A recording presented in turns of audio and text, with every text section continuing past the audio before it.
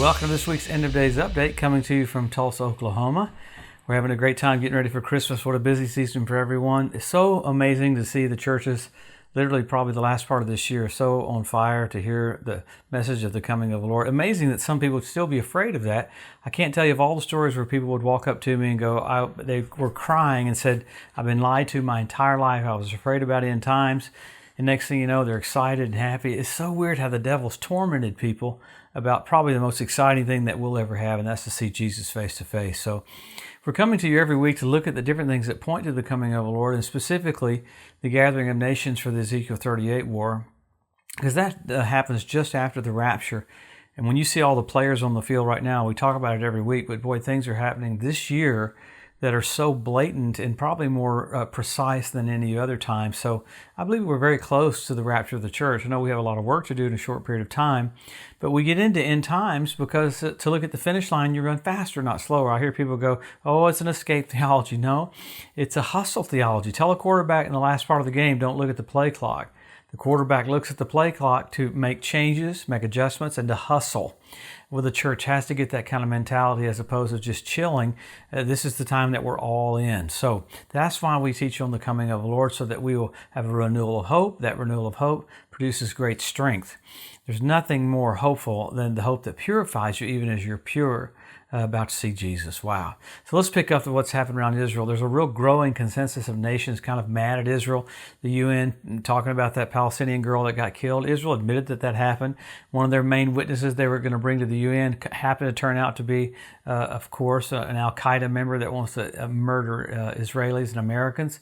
So kind of a weird situation there, but there's a growing thought pattern like that to where whatever Israel does gets chewed apart completely.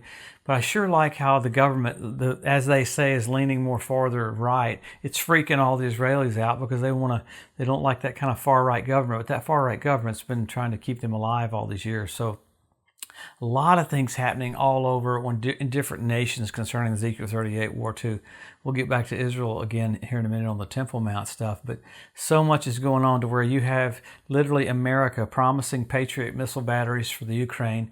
You have the Ukraine firing American missiles into Russia the last few days, hit some huge locations. Then you had Russia again retaliating with large fire into the Ukraine. It looks like that's going to keep right on up. But I talked about it the other day. When Russia's having to get drones from Iran, something's wrong. A country that size, America's not having to get drones from anybody. Our country's so huge, we have all the military might that we need. So intriguing to see Russia's true colors being played out right now. There is a large gathering of Russian troops on the Poland border again, just like we talked about a few weeks ago, where Putin is talking about getting crazy and invading a NATO country. So there's all those little things looking to play out. With that, you have Turkey's president threatening Greece with missile fire into Greece. You had Greece's president say, you can't threaten us with that. Turkey turned around and said, okay, we want Russia to help us invade Syria. So it's just weird that you see the players for the Ezekiel 38 war growing more and more together in what they'll be doing. I mean, that's an amazing thing to have Turkey and Russia coming down into Syria, because that's what they're going to do when they go down into Israel. There's a lot of talk about, this was intriguing how this came out this last week, how it looks like Iran was hauling some enriched uranium down toward the Houthis in Yemen, and it was stolen by Al-Qaeda. So the report came out as Al-Qaeda stealing enriched uranium from Iran to build a dirty bomb.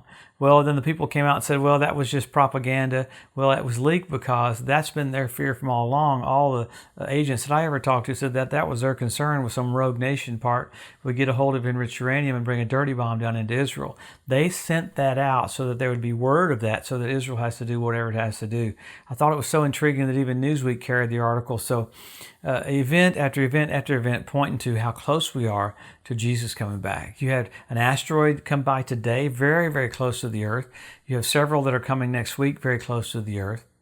You had earthquakes in Mexico. You got volcanic activity. I talked about the other week. You had 100 and some odd instances where animals just showing up dead all over the world. When it comes to lakes, when it comes to oceans, when it comes to birds, just peculiar things happening. I mean, like there's a sandstorm in China in the wintertime. Just absolutely bizarre when it comes to all that. I don't even get into all the stuff about the vaccine, all the stuff about all the other nations. But what I try to hit on is what's going to be percolating for the Ezekiel 38 war. Because if you looked at all the political stuff that's going on, it's absolutely insane right now what's happening all over the earth. People are yielding to Lucifer more than ever before, to a point that it's ridiculous what's being brought out. So the transgender stuff is getting to be so bizarre. I talked about Berkeley, the college, how they were doing it. Harvard, what Harvard's propagating. Different institution of learning coming forth showing how messed up they all are. So, wow, event after event after event, and pointing to the return. So we always go back to the Word. The stuff with Israel, there's a reason why the Temple Mount status quo came out this week. We're talking about Jordan and the Palestinian Authority came out with a documentation showing they're afraid about the status quo changing from the Temple Mount. Remember I talked about, we're going to talk about that in a minute. Why would they do that? Because the status quo on the Temple Mount's just about to change.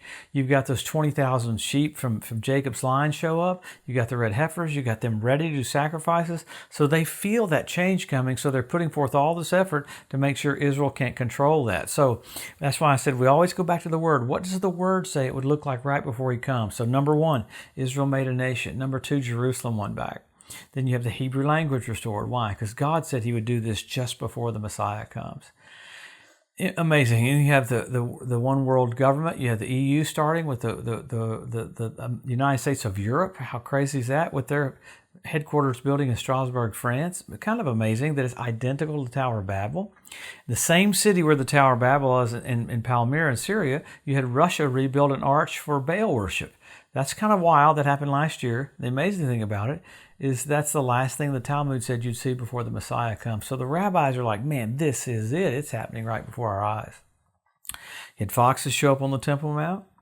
You had fish show up in the Dead Sea. You had the Dead Sea turn blood red this last year on the Day of Atonement, but it was right where Sodom and Gomorrah was. So you've got nature, all kinds of things happening with that. You had the ritual baths around the Temple Mount fill up with water the first time in 2,000 years.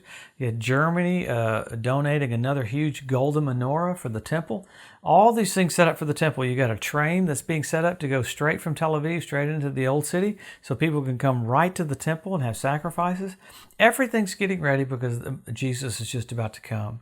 So those things, you had 170 different species of predatory birds start showing up in the land. I mean, that's radical. You have the cleanup crew in Israel for after the Ezekiel 38 war. Then 7 years later at the Battle of Armageddon, God calls on the fowl of the air to clean the land up again. So they're there. And then you go through, men will be lovers themselves. You go through all the signs, the Temple Mount Institute, amazing to have everything ready. And then you have the part about Israel's land being so overproductive. That's prophesied over and over and over in the Bible that it would be overproductive. And it's just blatant how it's like that. And then you got a program that was on today about chip insertion.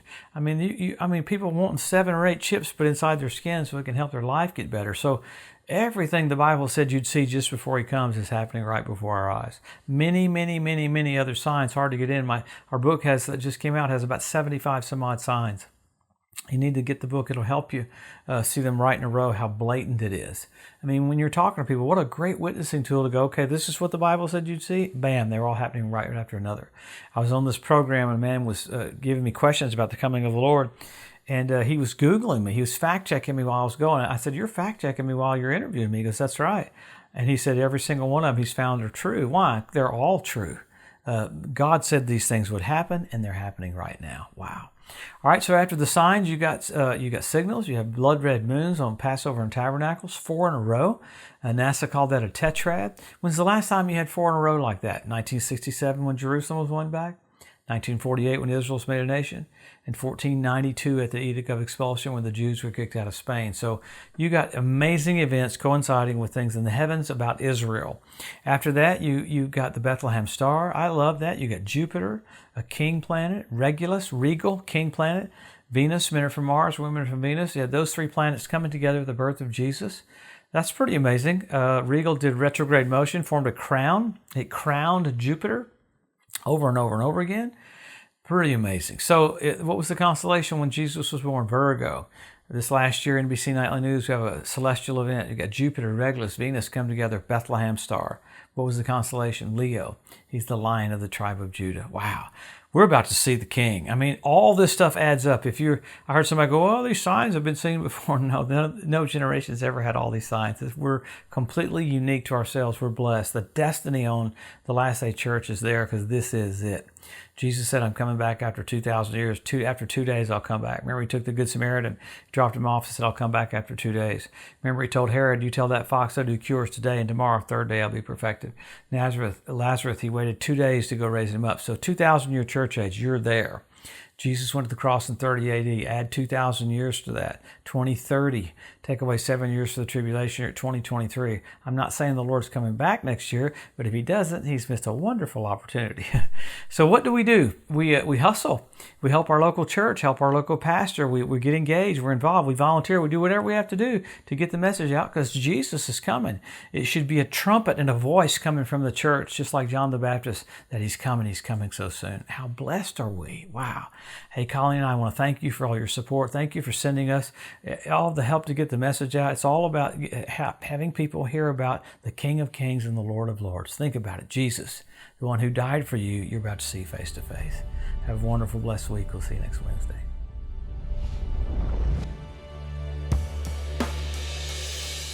Thanks for joining us today at the End of Days Update. If you'd like to be notified every time there's a new post, just go to the edu at josephmorris.com and subscribe to receive email alerts. If these posts and updates have been a blessing to you, please consider making a one-time donation to help get the message out or even becoming a monthly partner with Joseph Morris Ministries. Thanks again for tuning in to the EDU, and we'll see you next week.